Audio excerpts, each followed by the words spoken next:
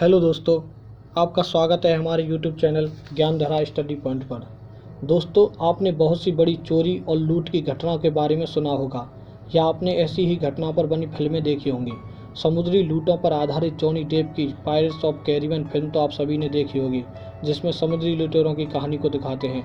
लेकिन यह फिल्में तो काल्पनिक हैं। आज हम बात करने जा रहे हैं एक सच्ची समुद्री लूट के बारे में, जो अब तक की सबसे बड़ी लूटों में से एक है। ये कहानी इसलिए भी महत्वपूर्ण है क्योंकि ये मुग़ल बादशाह औरंगज़ेब से जुड़ी हुई है। औरंगज़ेब को इतिहास में एक क्रूर बादशाह के तौर पर जाना जाता है। लेकिन क्या हुआ जब खुद औरंगज़ेब ही क्रूरता का शिकार हो गया, जब काफ़ी बुरे तरीके से लूटा गया था औरंगज़ेब के जहाज गंजे सवाई को। ज़्यादा समय बर्बाद न करते हुए चलते हैं कहानी की ओर। भारत में औरंगज़ेब को सख्त और ताकतवर मुग़ल बादशाह माना जाता था।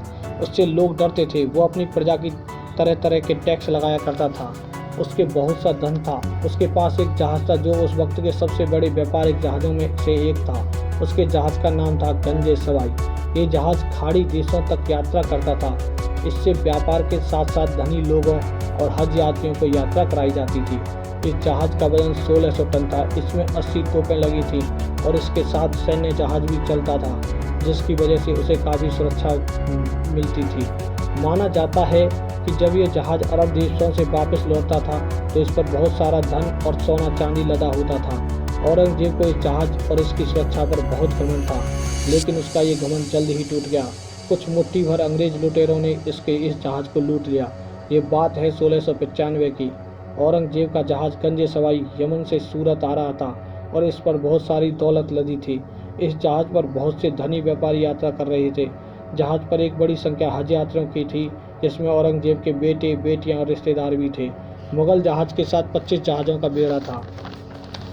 उस साल हिंद महासागर में और आसपास के समुद्र में कैप्टन हेनरी एवरी की अगुवाई में उभरे समुद्री डाकुओं के गैंग ने जमकर लूटपाट की थी। जैसे ही हेनरी को पता चला कि मुग़ल जहाज़ काफ़ी धन दौलत से लदा हुआ वहाँ से गुजरने वाला है, वो तैयार हो गया। डाकुओं ने उस जहाज़ी बेड़े का पीछा करना शुरू कर दिया।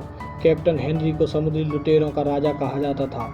उसके जहाज़ का नाम फैंसी था। ये जहाज़ आकार में छोटा था, लेकिन इसकी रफ्तार बहुत तेज़ थी।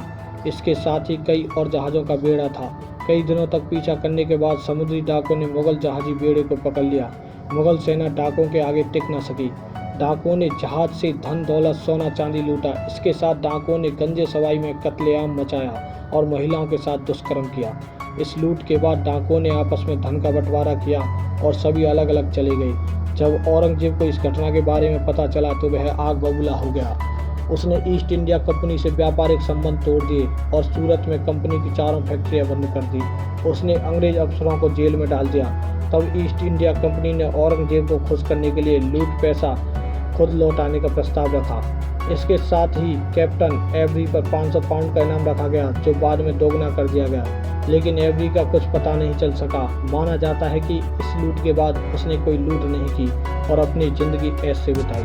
तो ये थी कहानी इतिहास की सबसे बड़ी लूट की। अगर वीडियो अच्छी लगे तो लाइक करें, शेयर करें और चैनल को सब्सक्राइब कर दें।